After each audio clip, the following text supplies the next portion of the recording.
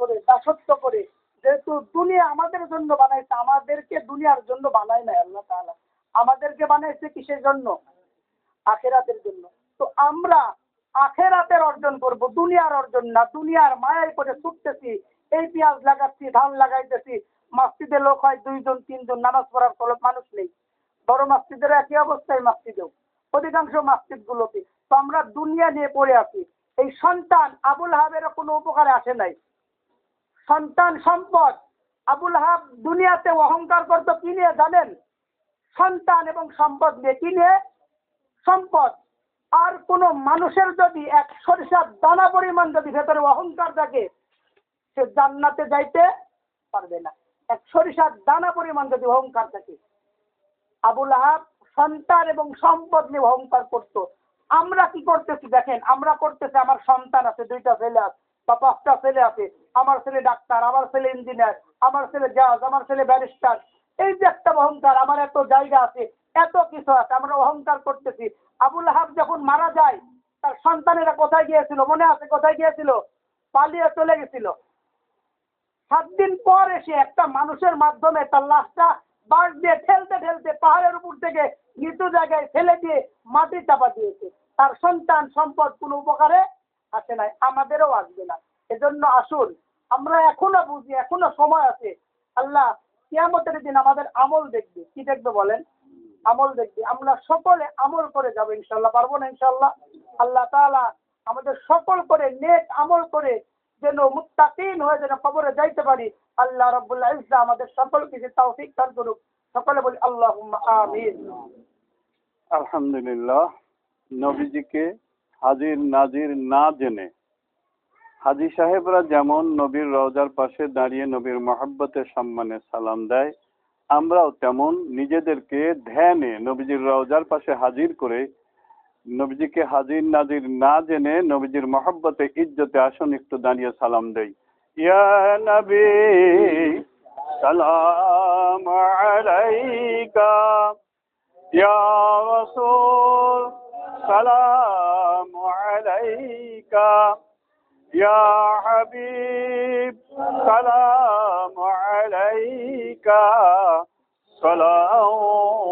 সালাওয়াতুল্লাহ। दीदारे हबीब की तमन्ना दिल में है, यही तराना हो कैसे दीदार मिलाना, बेकल है दिले दीवाना। या नबी सलाम अलैका, या रसूल सलाम अलैका, या हबीब सलाम अलैका, सलावतुल्लाह। अब हो सुल्ताने मदीना, मोहब्बते वहियो सकीना, नूर है मामूर सीना, मिस्को से बेहतर आपको पसीना। या नबी सलाम अलैका, या रसूल सलाम अलैका, या हबीब सलाम अलैका, सलावतुल्लाह। या रब सल्लि वसल्लिम दाइमन अबदा अला नबिय्यिका खैर खल्क़ि कुल्लिहिम। भेजे ऐ रब मेरे दरूद व सलाम बरगुजीदा नबी पर अपने मुदम। बलगल उला बिकमालिही, कशफत दुजा बिजमालिही, हसनत जमियो खिसालिही, सल्लु अलैहि वालिही। सल्लिमु या कौम बल सल्लु अला सद्रिल अमीन, मुस्तफा मा जाअ इल्ला रहमतल लिल आलमीन। सुब्हानल्लाह, अल्हम्दुलिल्लाह, আল্লাহু আকবার, লা ইলাহা ইল্লাল্লাহ, সুবহানাল্লাহ, আলহামদুলিল্লাহ, আল্লাহু আকবার, লা ইলাহা ইল্লাল্লাহ, সুবহানাল্লাহ, আলহামদুলিল্লাহ, আল্লাহু আকবার, লা ইলাহা ইল্লাল্লাহ, লা ইলাহা ইল্লাল্লাহু মুহাম্মাদুর রাসূলুল্লাহ সাল্লাল্লাহু আলাইহি ওয়াসাল্লাম।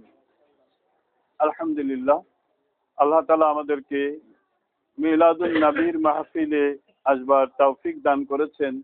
এজন্য আল্লাহর শুকরিয়া আদায় করে সকলে মহব্বতের সঙ্গে বলি আলহামদুলিল্লাহ। কেন বলবেন আলহামদুলিল্লাহ?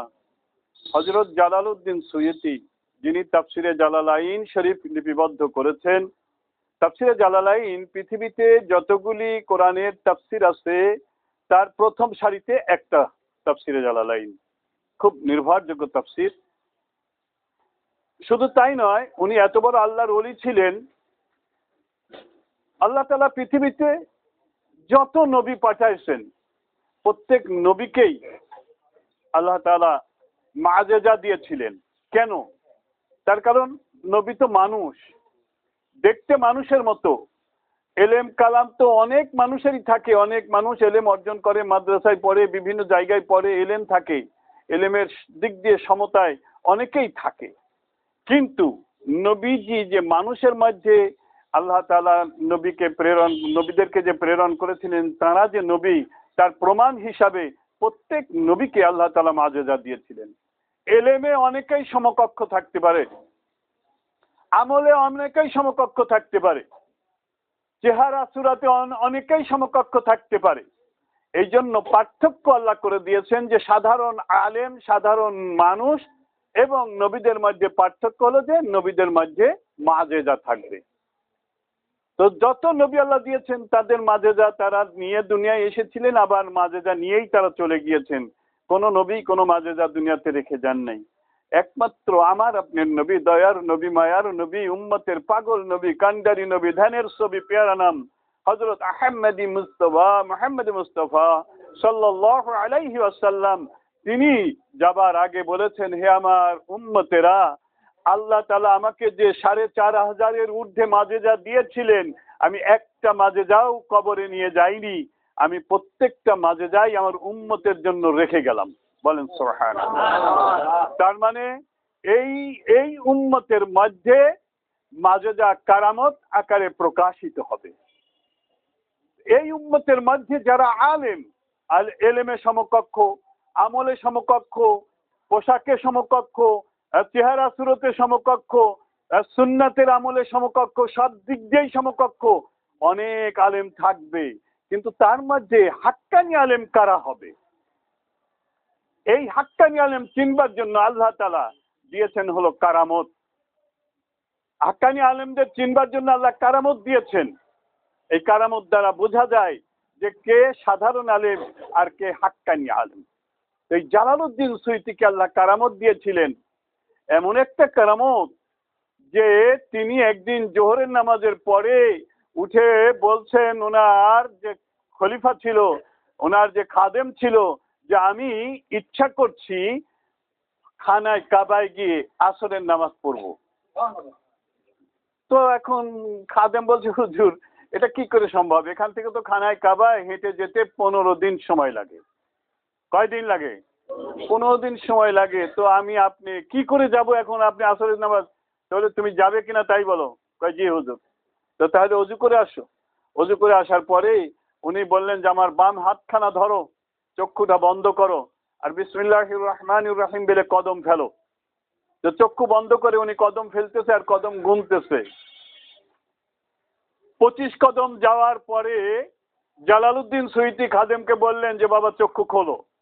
এবার যখন খাদেম চোখ খুললেন, তিনি দেখতে পেলেন যেন আমরা খানায় কাবার মসজিদুল হারামের বাবু সালামে দাঁড়িয়ে আছি। বলেন সুবহানাল্লাহ। এটা হলো ওলিদের কারামত।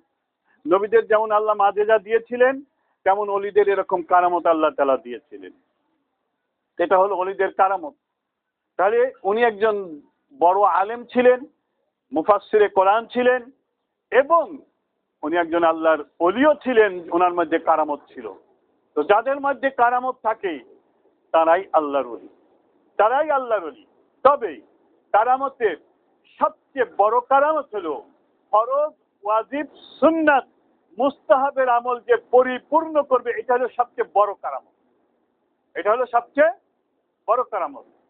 নামাজ নাই, রোজা নাই, হজ নাই, জাকাত নাই, পর্দা নাই, অর্থাৎ ফরজ, ওয়াজিব, সুন্নাতের আমল নাই, যদি বলে কারামত, না ওটা কারামত না, ওটা ইস্তেদরাজ, ওটা ইস্তেদরাজ, ওটা জাদু। এই জাদুবিদ্যা সুলাইমান আলাইহিস সালামের সময় থেকে চালু হয়েছিল। জাদুবিদ্যা ছিল, পরবর্তীতে এই জাদুবিদ্যা নাজায়েজ ঘোষণা করা হয়েছে, কিন্তু সেটা গোপনে গোপনে এখনো চালু আছে। এই জাদুবিদ্যা সুলাইমান আলাইহিস সালামের সময় যখন চালু ছিল, যে কিতাবে লেখা ছিল, সুলাইমান আলাইহিস সালাম ওই কিতাবটা সংগ্রহ করে নিয়ে এসে ওনার সিংহাসনের নিচে মাটিতে পুঁতে রাখছিলেন। পরবর্তীতে ওনার ইন্তেকালের পরে ইবলিস শয়তানের মাধ্যম দিয়ে কিছু মানুষ ওইখান থেকে ওই কিতাবগুলি আবার তুলছিল। এই যার কিছু অংশ এখনো এই জাদুবিদ্যা এই পৃথিবীতে চালু আছে। এই জন্য কারামত একজন দেখাইলেই হবে না, তার বড় কারামত আগে থাকতে হবে যে ফরজ, ওয়াজিব, সুন্নাত, মুস্তাহাবের খেলাফ তার মধ্যে থাকবে না। হযরত বরফির আব্দুল কাদের জিলানী রাহমাতুল্লাহ আলাইহি বলেছেন, কেউ যদি নামাজ না পড়ে এরপরে যদি বাতাসে উড়ে বেড়ায় তাহলে মনে করবে যে ও জাদুকর ভণ্ড, যদি নামাজ না পড়ে। তো সুতরাং একজন আলেমের সবচেয়ে বড় কারামত হলো যে ফরজ, ওয়াজিব, সুন্নাত, মুস্তাহাব পুঙ্খানুপুঙ্খ ভাবে আমল করা। যে যত বেশি আমল করবে সে তত বড় আল্লাহর ওলি হবে, এবং এইটাই হলো 1 নম্বর কারামত। এরপরের কিছু কারামত আছে যেগুলি আল্লাহ তাআলা দয়া করে মায়া করে যদি কারোর দ্বারা ঘটান, সেগুলি ঘটে, সেগুলি ঘটে। যেমন ধরেন, আমি আমার নিজের চোখে একটা কারামত দেখেছিলাম। ফুরফুরা মির্জা হুজুর পীর সাহেব কেবলা মুফতি আজম আবু জাফর সিদ্দিকী রহমাতুল্লাহ আলাইহি আমাদের বাড়িতে আসছিলেন। আমি ওনার জন্য একটা পায়খানা তৈরি করেছিলাম, পাটকাঠির বেড়া। বেড়াটা খুব পাতলা হয়েছিল। তো আমি ওনাকে নিয়ে যখন ওই বাথরুমের ভিতরে, পায়খানার ভিতরে ঢুকাই দিয়েছিলাম, ওই পায়খানার ভিতরে এমন অন্ধকার হয়ে গিয়েছিল যে ওর মধ্যে মানুষজন আছে কিনা আর বাইরে থেকে দেখা গেল না। আমি আল্লাহ শপথ করে বলছি, আমি নিজে চোখে এটা দেখেছি। আমার সঙ্গে আরেকজন ছিল, সে মারা গিয়েছে। তো যাই হোক, এটা হলো ফুরফুরা হুজুরদের এরকম অনেক কারামত আছে। তার ভিতরে আমি একটা আপনাদের আমার নিজের দেখা বললাম। আমার আব্বা তো ফুরফুরা মাদ্রাসায় লেখাপড়া করতেন। উনি ফুরফুরা দাদা হুজুর মুজাদ্দিদ জামান রহমাতুল্লাহ আলাইহির খেদমত করার সুযোগ পেয়েছিলেন। তো উনি বলতেন যে একদিন কলকাতা আলিয়া মাদ্রাসায় সুফি ঐসি ফতে আলী দাদা হুজুরের যিনি পীর সাহেব, তিনি একটা হাদিস বলছেন। তখন ওই কলকাতা আলিয়া মাদ্রাসার মুহাদ্দিস বলছে, হুজুর যে না, এটা তো কোনো কিতাবে নাই। তো কোনো কিতাবে যেটা নাই সেটাকে যদি আপনি হাদিস বলেন, এটা তো মৌজু রেওয়ায়েত, এটাকে আমরা হাদিস বলে মেনে নিতে পারি না। তো তখন সুফি ঐসি ফতে আলী রহমাতুল্লাহ আলাইহি বলেছিলেন যে বাবা, তোমার কোনো কিতাবে যদি নাও থাকে তবুও এটা আমার রসুলের বাণী। তো তখন মুহাদ্দিস একটু কটাক্ষ করে বলছিলেন যে হুজুর, এই জায়গায় তো সমস্যা, হাদিসের কিতাবে নাই, আপনারা হাদিস বলে চালায় দেবেন, আমাদেরকে মেনে নিতে হবে। বলার সঙ্গে সঙ্গে ওই মুহাদ্দিস অজ্ঞান হয়ে গিয়েছিলেন। আমার আব্বা তখন ফুরফুরা মাদ্রাসায় লেখাপড়া করতেন, উনি ওইখানে ছিলেন।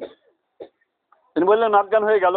কিছু সময় পরে জ্ঞান ফিরেই যে সুফি ঐসি ফতে আলীর পা জড়ায় ধরছে, হুজুর ক্ষমা করে দেন। কেন বাবা? কয় হুজুর, আমি যখন জ্ঞান শূন্য হয়ে যাই, স্বয়ং রসুলে পাক সাল্লাল্লাহু আলাইহি সাল্লাম এসে আমাকে বললেন যে বাবা, আল্লাহর ওলিদের কাছে কিছু হাদিসের তথ্য আছে যেগুলি তোমাদের কিতাবে নাই। তারা কাশফের মাধ্যম দিয়ে, এলহাম এলকার মাধ্যম দিয়ে এগুলি তারা লাভ করেছে। তবে এই জিনিসগুলি কিন্তু শরীয়তের দলিল হিসাবে পেশ করা যায় না। এই দলিল মানে কাশফ বা এলহাম এলকার দ্বারা বা স্বপ্নে যদি কেউ কোনো কিছু পায়, সেটা কিন্তু শরীয়তের দলিল হিসাবে পেশ করা যায় না। তো এটা যেহেতু একটা ঘটনা, একটা কারামত, একটা হাদিসের বিষয়, এটা শরীয়তের কোনো দলিল না। একটা হাদিস ওটা সঠিক কিনা যাচাই বাছাই, যেটা ইমাম বুখারী রাহমাতুল্লাহ আলাইহি করতেন রসুলের ওফাতের অনেক পরে। রসুলের ওফাতের অনেক পরে, 200-300 বছর পরে ইমাম বুখারী শরীফ লিপিবদ্ধ করেছেন। তো তিনি যখন এই বুখারী শরীফ লিপিবদ্ধ করতেন কিতাবে হাদিস, উনি আগে হয় উজু বা গোসল করতেন, বর্ণনা এরকম আসছে, যে উজুয়া গোসল করতেন, এরপরে তিনি ইস্তেখারা অথবা কাশফুল কবর করতেন। কাশফুল কবর করে রসুলের কাছ থেকে হাদিসটা শোনাই এটা লেখা যাবে কিনা রসুলকে শোনাই তারপরে বুখারী শরীফে লিপিবদ্ধ করেছেন। তাহলে এই ঘটনা থেকে বোঝা গেল যে রসুলের ওফাতের পরেও রসুলের কাছ থেকে রসুলের কোন হাদিসটি সহি এটা সত্যায়ন করে নেওয়ার একটা এলেম পৃথিবীতে আছে। সেটা ইস্তেখারা বলেন আর কাশ বলেন, যেটাই বলেন এটা আছে, যেটা ইমাম বুখারীর। যদি ইমাম বুখারীর এই কথাটা মিথ্যা হয় তাহলে বুখারী শরীফের কোনো মূল্য আর পৃথিবীতে থাকে না। ইমাম বুখারীরই তার মূল্য থাকে না যে তিনি একটা মিথ্যা কথা বলেছেন। তিনি রসুলের কাছ থেকে রসুলের ওফাতের পরে যদি হাদিস শুনে নিতে পারতেন যে কোন হাদিসটা সঠিক আর কোনটা মওজু, এটা যদি তিনি শুনে নিতে পারতেন তাহলে তার মতো যোগ্যতম আলেম পৃথিবীতে প্রতি যুগেই থাকবে। আল্লাহর রসুল নিজে বলেছেন, ইন্নাল্লাহা ইয়াবআসু লিহাজিহিল মাইয়িতি ইন্নাল্লাহা লিহাজিহিল উম্মতি আলা রাসিন মিয়াতিন,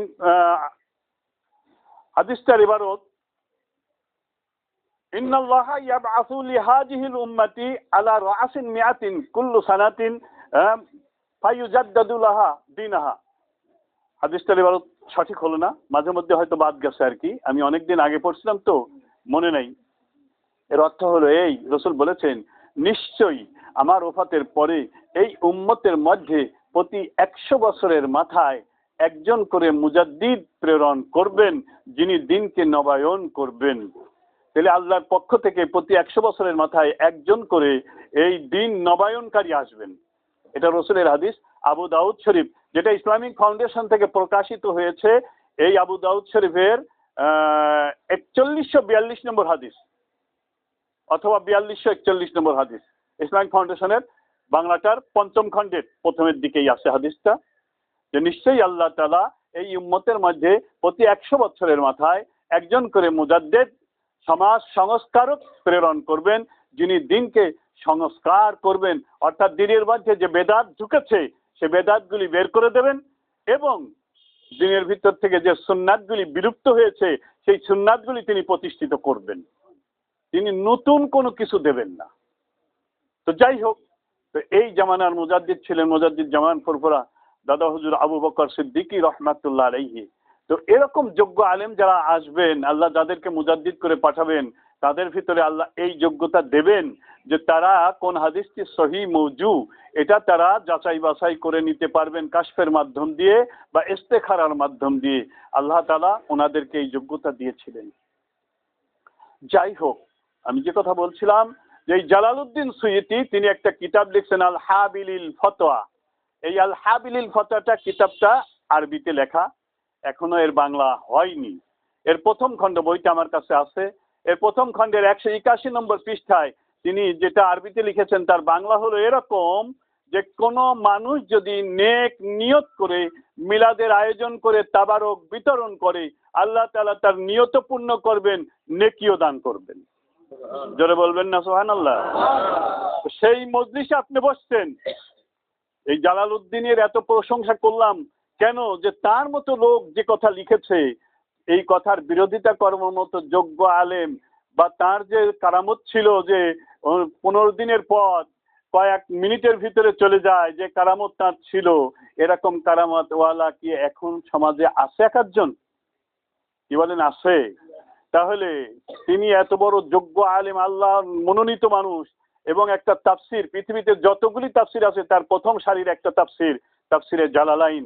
এটা আমরা যখন আলিয়া মাদ্রাসায় পড়েছি আমাদের ফাজেল কামিল ক্লাসে এই তাফসিরে জালালাইন পড়ানো হতো। আমি তাফসিরে জালালাইন পড়েছি আরবিতে, আমরা বাংলায় পড়িনি, আরবিতে পড়েছি, আরবিতে পড়েছি আমরা। এই তাফসিরে জালালাইনের লেখক ছিলেন জালালউদ্দিন সুয়ুতী, আর তিনি বই লিখেছেন আল হাবিলিল ফতোয়া। এই কিতাবের মধ্যে তিনি লিখেছেন যে কেউ যদি নেক নিয়ত করে মিলাদের আয়োজন করে এবং তাবারক বিতরণ করে তাহলে তার নেক নিয়তটা আল্লাহ তাআলা পূর্ণ করবেন এবং নেকিও দান করবেন। তাহলে একটা বরকতপূর্ণ মাহফিল। শাহ আব্দুল হক মুহাদ্দিস দেহলভী রাহমাতুল্লাহ আলাইহি ফারসিতে একটা কিতাব লিখছেন আখিয়ারুল আখবার। এই কিতাবের ভিতরে তিনি লিখেছেন যে আল্লাহর দরবারে আমার নাজাতের জন্য পেশ করবার মতো কোনো আমল নাই। আমার নাজাতের জন্য আল্লাহর দরবারে পেশ করবার মতো কোনো আমল আমার নাই।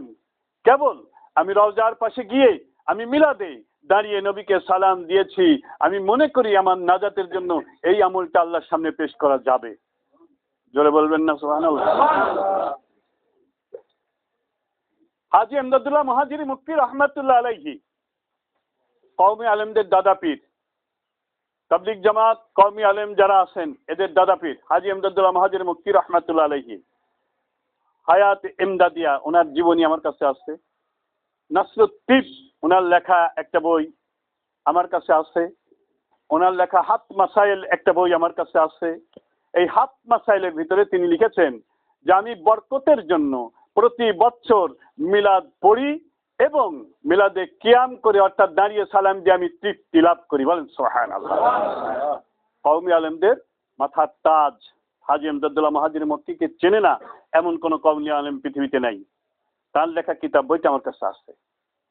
বইটা আমার কাছে আছে। এই বইতে তিনি লিখেছেন যে আমি প্রতি বছর বরকতের জন্য মিলাদের আয়োজন করি এবং মিলাদে কিয়াম করে আমি তৃপ্তি লাভ করি।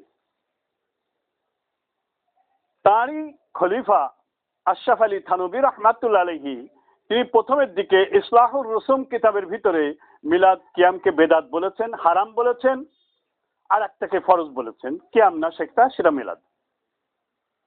কিয়াম সম্পর্কে উনি ইমদাদুল ফতোয়া বইটা আমার কাছে আছে। এই ফতোয়ার কিতাবের ভিতরে তিনি লিখেছেন কিয়াম শিরিকি নয়। এছাড়া আর অতিরিক্ত কিছু তিনি কিয়াম সম্পর্কে বলেন নাই। আর বলছেন মিলাদ মুস্তাহাব। মিলাদ মুস্তাহাব ইমদাদুল ফতোয়ার মধ্যে আশরাফ আলী থানভী রাহমাতুল্লাহ আলাইহি। কিন্তু এই কিতাবগুলি লেখার আগে তিনি ইসলাহুর রুসুম কিতাবে মিলাদকে 3 ভাগ করে একটাকে হারাম বলেছেন, যে মিলাদে গান বাজনা নারী পুরুষ সম্মিলিত হয়, নাজায়েজ কাজ কাম হয়। আমাদের দেশে কোন কোন লোকেরা এরকম মিলাদ পড়ে, ঢোল ডগর বাজায়, সামা গায়, নারী পুরুষ একসাথে মিলাদ পড়ে। এইটাকে তিনি হারাম বলেছেন। আর ফুরফুরা সিলসিলার আমরা যেটা পড়ি এইটাকে তিনি বেদাত বলেছেন। অনেকে বলে যে এটা ফুরফুরা সিলসিলার মিলাদ। নাউজুবিল্লাহ, আল্লাহ মাফ করুক। ফুরফুরা সিলসিলা মুজাদ্দিদ জামান রাহমাতুল্লাহ আলাইহি উনি বাংলা 1345 সালে ইন্তেকাল করেছেন। তাহলে বাংলা 1300 সালের শুরুর দিকে ফুরফুরা সিলসিলার সৃষ্টি, আর এই মিলাদের সৃষ্টি হয়েছে 635 হিজরিতে। 635 হিজরিতে 600 আলেম তখন একত্রে এটা ইজমা করে এটা চালু করেছিলেন। 600 আলেম ছিল ওই মজলিসে, তারা এক মতে এটাকে চালু করেছিলেন। যাই হোক, পরবর্তীতে এটা নিয়ে ইখতিলাফ হয়েছে। ইখতিলাফ হতেই পারে, অনেক বিষয় নিয়ে ইখতিলাফ আছে ইসলামে, অনেক বিষয় নিয়ে ইখতিলাফ আছে। যেমন হাত বুকে বাঁধবেন না নাভিতে বাঁধবেন এটা নিয়ে ইখতিলাফ আছে। আমিন জোরে বলবেন না আস্তে বলবেন এটা নিয়ে ইখতিলাফ আছে। ইমাম হোসেন সূরা ফাতিহা পড়বেন কি পড়বেন না এটা নিয়ে ইখতিলাফ আছে। এরকম অনেক বিষয় নিয়ে ইখতিলাফ আছে। তদ্রূপ এটাও একটা ইখতিলাফি বিষয়। কারোর কারোর মতে এটা জায়েজ মুস্তাহাব, কারোর কারোর মতে এটা জায়েজ না। তো যাই হোক, তো ওই সময় 600 আলেম এটা করেছেন। তারপরে জালালউদ্দিন সুয়ুতির কথা বললাম, যিনি 2 লক্ষ হাদিসের হাফেজ ছিলেন। এরপরে শাহ আব্দুল হক মুহাদ্দিস দেহলভী রাহমাতুল্লাহ আলাইহি। এরপরে আপনার শাহ ওলিউল্লাহ মুহাদ্দিস দেহলভী রাহমাতুল্লাহ আলাইহি, তিনিও মিলাদের পক্ষে লিখেছেন। এরপরে হাজী এমদাদুল্লাহ মুহাজিরি মক্কি রাহমাতুল্লাহ আলাইহি তিনি হাত মাসাইল কিতাবের ভিতরে লিখেছেন যে আমি প্রতি বছর বরকতের জন্য মিলাদের আয়োজন করি এবং কি আমি তৃপ্তি পাই। এরপরে তার ছাত্র আশরাফ আলী থানভী রাহমাতুল্লাহ আলাইহি প্রথমের দিকে বেদাত বললেন, পরে এসে তিনি বেহেশতি জেওর 6ষ্ঠ খণ্ড সিরাতুন নবী অধ্যায়ের মধ্যে লিখলেন যার নাম মিলাদ পাক, যার নাম সিরাত পাক তার নামই মিলাদ পাক। যার নাম সিরাত পাক তার নামই মিলাদ পাক। এটা শুধু 12ই রবিউল আউয়াল তারিখে নয়, প্রতিটা দিন, প্রতিটা মাসে, প্রতিটা সপ্তাহে, প্রতিটা ঘরে, হাটে, বাজারে হওয়া বাঞ্ছনীয়। বেহেশতি জেওর 6ষ্ঠ খণ্ড, বাংলা যেটা 278 পৃষ্ঠা সম্ভবত, আমার কাছে বইটা আছে। যাই হোক, এরপরে মাওলানা জৈনপুরী কারামত আলী তিনি মিলাদ কিয়ামের পক্ষে লিখেছেন। এরপরে আমরা ফুরফুরা সিলসিলার যারা আছি আমরাও মিলাদ কিয়ামের পক্ষে থাকি বা আমরা মিলাদ কিয়াম করে থাকি। তবে কেউ যদি না করে আমরা তাকে মন্দ বলি না, গালাগালি করি না, খারাপ বলি না। এটা যেহেতু নফল ইবাদত বা মুস্তাহাসান মুস্তাহাব বা মুবাহ যেটাই বলি, তো এটা নিয়ে বাড়াবাড়ি জোরাজুরি বা দলাদলি পাটাপাটি বা ফতোয়াবাজি যারা করবে তারা জাহান্নামী হয়ে যাবে। এটা হাজী ইমদাদুল্লাহ মুহাজির মক্কি বলছেন যে লা কিয়ামিদেরও দলিল আছে, কিয়ামিদেরও দলিল আছে, সুতরাং লা কিয়ামিও জাহান্নামে যাবে না, কিয়ামিও জাহান্নামে যাবে না। এটা নিয়ে যারা ফতোয়া সরাসরি করবে, কাদা সরাসরি করবে, যারা সমাজে ফিতনা সৃষ্টি করবে, তারা জাহান্নামে চলে যাবে। সুতরাং এটা ফিতনা করার জিনিস না, যার ভালো লাগবে করবে, বরকতের জন্য ফজিলতের জন্য, যার ভালো লাগবে না সে করবে না। এটা হলো আমাদের মত এবং সেই মতের উপরে আমরা এটার আয়োজন করি, এটা ভালোবাসি, পছন্দ করি। যাই হোক, আলহামদুলিল্লাহ, আল্লাহ তাআলা মিলাদ কিয়াম সম্পর্কে বলার উদ্দেশ্য আমার ছিল না, কিন্তু হঠাৎ আলোচনার মধ্যে এসে গেল যে এই মাহফিলের বরকত ফজিলত বর্ণনা করতে গিয়ে মূল কথা আমি আপনাদেরকে যেটা বুঝাইতে চাচ্ছিলাম সেটা হলো যে এটাকে অনেকেই হাদিস বলে, কিন্তু আমার মনে হয় এটা হাদিস না। আমি যতটুকু জানি সেটা হলো মান আরাফা নাফসাহু ফাকাদ আরাফা রাব্বাহু। এই কথাটা তাফসিরে মাযহারির মধ্যে এসেছে, সূরা বাকারার 29 নম্বর আয়াতের তাফসিরে এই কথাটা এখানে নিয়ে আসছেন মুফাসসির আল্লামা সানাউল্লাহ পানিপতি, কাজী সানাউল্লাহ পানিপতি এই কথাটা নিয়ে আসছেন। কথাটার অর্থ হলো যে নিজেকে চিনেছে সে আল্লাহকে চিনেছে। তবে তিনি যে বলেছেন এই কথাটাকে সুর করে আবার ওই যে যারা নারার ফকির আছে তারা আবার কিন্তু অন্যরকম ব্যাখ্যা করে এটার, যে নিজেকে চিনেছে আর কি, সে আল্লাহকে চিনছে, তারা ওই যৌন ক্রিয়াকলাপ নিয়ে এই দরবারটা তোলে আর কি। কিন্তু আসলে তা না। আপনি একবার ভাবেন পৃথিবীতে কত কোটি মানুষ? 800 কোটি। পৃথিবীতে 800 কোটি মানুষ। এই যে আঙ্গুলের ছাপ দিয়ে আপনারা ভোটার আইডি কার্ড করেন নাই, তারপরে বিকাশ খোলেন না, ব্যাংক অ্যাকাউন্ট খোলেন না, আচ্ছা বলেন তো দেখি একজনের আঙ্গুলের ছাপ আর একজনের সাথে কি মেলে? মেলে? কি সুকৌশল! এইটা যদি আপনি একবার বুঝতে পারেন যে কে সেই মহান স্রষ্টা যে এই জায়গায় এমন কিছু দিয়ে দিয়েছে 800 কোটি মানুষের কারোরটার সঙ্গে কারোরটা মেলে না, এইটা যেদিন আপনি চিনতে পারবেন যে আপনি কি করে আপনার আল্লাহ সৃষ্টি করেছে, সেদিন আপনি বুঝতে পারবেন যে কে আপনার স্রষ্টা। এই জন্যই এই কথাটা এখানে বলা হয়েছে। তো এই আয়াতে আল্লাহ বলছেন কাইফা তাকফুরুনা বিল্লাহ, কি করে তোমরা অকৃতজ্ঞ হও, আল্লাহর নিয়ামতকে অস্বীকার করো, কুফরি করো। কি করে করো? তোমরা তো কেউ ছিলে না। অকুনতুম আমওয়াতান, তোমরা অস্তিত্বহীন ছিলে। মৃত ছিলে তা বলা হয় নাই, মৃত থাকলে তো কিছু না কিছু ছিল। কি বলেন? যদি আমাদের ভিতর থেকে কেউ মারা যায় তাহলে কি বলবো? সে ছিল, তো ছিল, মারা গেছে। কিন্তু এখানে আল্লাহ মৃত না বলে বলছেন কি অস্তিত্বহীন, আমওয়াতান, তোমাদের কোনো অস্তিত্ব ছিল না। বাতাসে, আগুনে, পানিতে, বিভিন্ন জায়গায় তোমরা মিশেছিলে। এরপরে আল্লাহ তোমাদের একত্রে করেছে। আমাদেরকে সৃষ্টি করবার জন্য একটু চেনেন নিজেকে, আল্লাহ 10টি উপাদান ব্যবহার করেছেন। কয়টি? 10টি উপাদান। তার 5টি হলো ঊর্ধ্ব জগতের আর 5টি হলো নিম্ন জগতের। আপনাকে আল্লাহ সৃষ্টি করেছেন কিভাবে? 5টি ঊর্ধ্ব জগতের আর 5টি নিম্ন জগতের। ঊর্ধ্ব জগতের 5টা হলো কদ, রূহ, শের, খফি, আকফা। কদ, রূহ, শের, খফি, আকফা, এই 5টা জিনিস ঊর্ধ্ব জগতের জিনিস। আল্লাহ এই 5টা জিনিস মানুষের মধ্যে দিয়েছেন। আর দুনিয়ার 5টা হলো আব, আতশ, খাক, বাদ, নফস। নফস হলো মায়ের শুক্রাণু, মায়ের ডিম্বাণু আর বাপের শুক্রাণু। এটা হলো নফস, মায়ের ডিম্বাণু আর বাপের শুক্রাণু। এইটা দুনিয়ার জিনিস। আর আগুন, পানি, মাটি, বাতাস, এই 5টা দিয়ে দুনিয়ার 5টা, আখিরাতের 5টা, এই 10টি দিয়ে আল্লাহ তাআলা মানুষকে সৃষ্টি করেছেন, আপনাকে সৃষ্টি করেছেন, আমাকে সৃষ্টি করেছেন। তো মানুষকে আল্লাহ সৃষ্টি করে বলে দিয়েছেন আল্লাহর বিনা হুকুমে গাছের পাতাও নড়ে না। কি বলেন, নড়ে নাকি? আল্লাহ যা করে তাই হয়। এই কথার উপরে দলিল নিয়ে নারার ফকিরা কি কয় জানেন? আল্লাহ আমার নামাজ পড়ায় না, তাই আমি পড়িনি, আমার কোনো দোষ নেই। আল্লাহ তো বলছে যে আমি যা করাই তুমি তাই করো। কি বলেন? এটা গান আছে না, সর্প হইয়া দংশন করো, উজা হইয়া জারো। হ্যাঁ, তারপরে আর কি আছে যেন, আরো কয়টা কথা কি কি যেন আছে। হ্যাঁ, হুকুম করো উজা হইয়া ধারো, নাকি হাকিম হইয়া হুকুম করো। তাহলে এই কথার অর্থ হলো এই, তুমিই তো সব করো, আমার কি দোষ? তুমিই তো সব করো, আমার কি দোষ? আসলে আল্লাহ সব করে, কিন্তু দোষ আল্লাহর না, দোষ কার? আমার। একটু বোঝেন, মনোযোগ দিয়ে শোনেন। ওরা বোঝে নাই, যার জন্য ওরা নারার ফকির হয়ে গেছে। ওরা যদি কোরআন বুঝতো তাহলে হতো না। আর এই বুঝতে হলে আসলেই খালি দুনিয়ার এলেম দিয়ে বোঝা যাবে না, দুই প্রকারের এলেম লাগবে। আল ইলমু ইলমানি, ফাইলমুন ফিল কলবি ফাজাকা ইলমুন নাফিয়া, ওয়া ইলমুন আলাল লিসানি ফাজাকা হুজ্জাতুল্লাহি আজ্জা ওয়া জাল্লা আলা বানি আদম। রাসূলের হাদিস।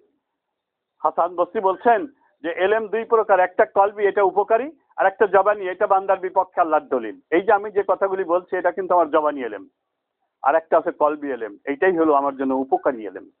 সে কলবি এলেমটা কি?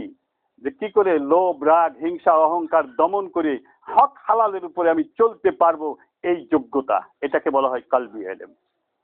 এটাকে বলা হয় কলবি এলেম। তো যাই হোক, এই দুই প্রকারের এলেম না থাকার কারণে কোরআন কেউ বুঝতে পারবে না সঠিকভাবে। এই জন্য আল্লাহ নিজেই বলেছেন, ইউদিল্লু বিহি কাসীরা ওয়া ইয়াহদি বিহি কাসীরা ওয়া মা ইউদিল্লু বিহি ইল্লাল ফাসিকিন। এই কোরআন থেকেই ফাসিকরা ধ্বংস হয়ে যাবে, গুমরাহ হয়ে যাবে, আর এই কোরআন থেকেই যারা দিনদার পরহেজগার তারা পথ পেয়ে যাবে, হেদায়েত পেয়ে যাবে। অনুনাজ্জিলু মিনাল কুরআনি মা হুয়া শিফাউ ওয়া রাহমাতুল লিল মুমিনিন ওয়া লা ইয়াজিদুয যালিমিনা ইল্লা খাসারা। মুমিনদের জন্য কোরআন কলবের রোগের ঔষধ, শরীরের রোগের ঔষধ, মুমিনদের জন্য রহমত, আর জালেমদের জন্য এটা ধ্বংসর কারণ হবে। কোরআন কোরআন পড়েই জালেমরা ধ্বংস হয়ে যাবে, কোরআন পড়েই মুমিনদের কলবের রোগ সেরে যাবে, শরীরের রোগ সেরে যাবে। সূরা ফাতিহাকে বলা হয়েছে শেফা। যাই হোক, কথায় কথা আসি।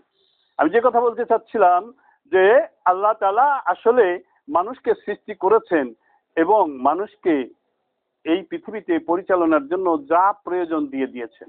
যেমন ধরেন, কথার কথা, আমি আপনাদেরকে বললাম চিটাগাঙে যেতে হবে, কিন্তু আপনাদের টাকা নাই, যেতে পারবেন? পারবেন না। তাহলে চিটাগাঙে যেতে হলে আপনাদের কি লাগবে? শারীরিক সুস্থতা, আর কি লাগবে? টাকা, তাই না? এখন যদি আমি আপনাদের শারীরিক সুস্থতাও দেই, টাকাও দেই, তাহলে আপনি যেতে পারবেন, তাই না? তাহলে চিটাগাঙে আপনার যাওয়ার মূল ক্ষমতা আমার হাতে। মূল ক্ষমতা কার হাতে? আমার হাতে। আমি যদি শারীরিক সুস্থতা না দেই, টাকা না দেই, আপনি যেতে পারবেন না। তদ্রূপ আসলেই এই মূল ক্ষমতা কার হাতে? আল্লাহর হাতে। ধন সম্পদ দেওয়ার মালিক কে? আল্লাহ। আর শরীরের শক্তি সুস্থতা দেওয়ার মালিক কে? আল্লাহ। এই জন্য আমার চট্টগ্রামে যাওয়ার ক্ষমতার মূল মালিক হলো কে? আল্লাহ। এখন আল্লাহ আমাকে টাকা দিয়ে, শারীরিক সুস্থতা দিয়ে বললেন যে তুমি এখান থেকে ট্রেনে যশোরে যাও, বেনাপোলে যশোরে যাও, ওখানে গিয়ে এয়ারপোর্টে গিয়ে প্লেনে চলে তুমি চট্টগ্রামে যাও, খুব আরামে অল্প সময়ের মধ্যে চলে যেতে পারবা। আর একটা পথ আছে, যদি সেই পথে যাও তোমার টাকা পয়সা অনেক বাঁচবে, তুমি অনেক কিছু দেখতে পারবে, কিন্তু বিপদ আছে, পথের ভিতরে দস্যু তোমাকে ধরবে। যদি তুমি ট্রেনে যাও সরাসরি এখান থেকে পুরাদায়, পুরাদা থেকে কমলাপুর রেল স্টেশন, কমলাপুর থেকে চট্টগ্রাম, যদি তুমি যাও অনেক কিছু দেখতে দেখতে যেতে পারবা, টাকাও কম লাগবে, কিন্তু পথের ভিতরে ডাকাত কিন্তু সব কেড়ে নেবে। এরপরে আপনি যদি চট্টগ্রাম মানে এই পথে যান, যে যদি বিপদে পড়েন, দোষ কার? বোঝেন নাই আপনার আমার কথা? দোষ কার? কিন্তু শক্তি দিল কিডা? এই হিসাবে আল্লাহ যা করায় আমরা তাই করি, এই হিসাবে, অর্থাৎ এই করার ক্ষমতা আল্লাহ আমাদের দিয়েছেন, কিন্তু আল্লাহ তো দুইটা পথও বলে দিয়েছেন। কি বলেন নাই? জাহান্নামের পথ আর জান্নাতের পথ। তা এখন যদি আপনি জাহান্নামের পথে যে এখন যে আল্লাহ আমার চালাচ্ছে এই দিক, না, আল্লাহ তো তোমার বলে দিয়েছে যে তুমি ওই দিক যেও না, এই দিকে যাও। এটাও তো কোরআনেই বলে দিয়েছে, যেখানে আল্লাহ বলছেন যে সবকিছু আমিই করি, আমার ক্ষমতাতেই সবকিছু হয়, আমার বিনা হুকুমে গাছের পাতা নড়ে না, সেখানেই আবার বলে দিয়েছেন এই দিকে গেলে বিপদে পড়বে, এই দিকে গেলে স্বাচ্ছন্দ্যে পৌঁছায় যেতে পারবে। কি বুঝতে পারছেন না? বোঝেন নাই? কোরআন হাদিসে সবকিছু আছে, এটা বুঝতে হবে। তো এটা নিজেরা সব কিন্তু বোঝা যাবে না। এজন্য আল্লাহ কোরআনে বলছেন ফাসআলু আহলিজ যিকির ইন কুনতুম লা তা'লামুন। ফাসআলু আহলাজ যিকির ইন কুনতুম লা তা'লামুন। যেটা তুমি বুঝতেছো না, যেটা তুমি বুঝতে পারতেছো না, তুমি দেখতেছো একজন করে একরকম, তোমার হয়ে যাচ্ছে আর এক রকম। একজন হাত নাভির নিচে বাঁচে, তোমার হাত বুকের উপরে উঠে যাচ্ছে, তুমি যখন বুঝতে পারতেছো না, তো যারা জানে তাদের কাছে যে জেনে নাও, যারা জানে তাদের কাছে গিয়ে জেনে নাও। নিজে একলাই মাতব্বারি করে না, নিজে একলাই মাতব্বারি করে না। আল্লাহ নিজেই বলছেন অকুনু মা'আস সাদিকিন, তোমরা সত্যবাদী আল্লাহর ওলিদের সঙ্গে থাকো। ওয়াতাসিমু বিহাবলিল্লাহি জামিআন ওয়া লা তাফাররাকু, তোমরা আল্লাহর রজ্জুতলে একতাবদ্ধ থাকো। তো এখন ঊর্ধ্ব জগতের যে পাঁচটা কলব, রুহু, সের, খফি, আখফা, এগুলি ঊর্ধ্ব জগতের জিনিস, অদৃশ্য জিনিস, এগুলি দেখা যায় না। আর নিম্ন জগতের যে পাঁচটা, এগুলি দৃশ্য, এগুলি দেখা যায়। তো যাই হোক, এই 10টাই আপনার আমার ভিতরে আছে। তো আমার আপনার সামনে যখন কোনো কাজ আসে, ঊর্ধ্ব জগতের 5টা তো দোজকের আযাব দেখছে, কি বলেন? এজন্য ওদের ভিতরে দোজকের ভয় আছে। ওরা চিন্তা করে যখন আপনার এই দেহটা কোনো পাপের কাজে লিপ্ত হয়, তখন চিন্তা করে যে আরে ওই কঠিন আযাবের ভিতরে চলে গেল রে, বাঁচানোর জন্য ওরা চেষ্টা করে। আর নিম্ন জগতের যে 5টা, ওরা বেহেশত দোজক দেখে নাই, ওরা সুন্দরী নারী দেখছে, সুন্দর বিল্ডিং দেখছে, হ্যাঁ, বাড়ি গাড়ি দেখছে, ওরা এইগুলির লোভ ওদের বিষয়ে বেশি। এই জন্য এইগুলি কামাই করবার জন্য ওরা খুব ব্যস্ত। বুঝতে পারছেন না? বুঝতে পারতেছেন না? এইগুলি কামাই করার জন্য ওরা খুব ব্যস্ত।